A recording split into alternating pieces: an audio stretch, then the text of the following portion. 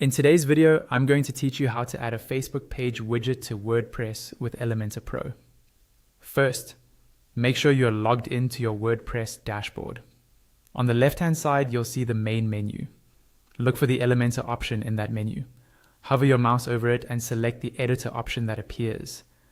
This will open the Elementor site editor, where you can visually design your pages. Once the editor loads, go to the top left corner and click on Edit Site, so you're working on the actual layout where you want the Facebook widget to appear.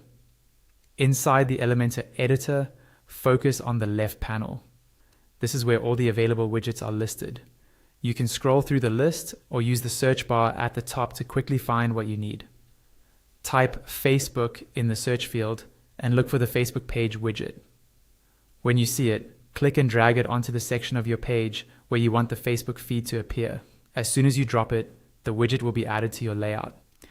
After placing the widget, the left panel will automatically reload and show you all the settings specific to the Facebook page widget. This is where you connect your actual Facebook page and customize how it looks on your site. In the link field, paste the full URL of the Facebook page you want to display. Make sure it's the public page URL, not a personal profile. As soon as you paste it, you should see a live preview update on the right.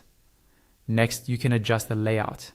There's a layout field where you can choose what type of content to show, the full timeline, just events, or messages. Select the option that best fits your site's purpose.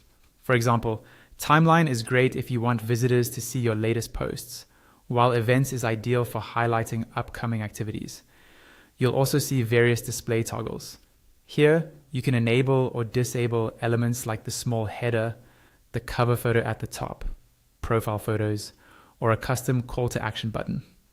Play around with these options until the widget matches your branding and design. You can also adjust the height of the widget.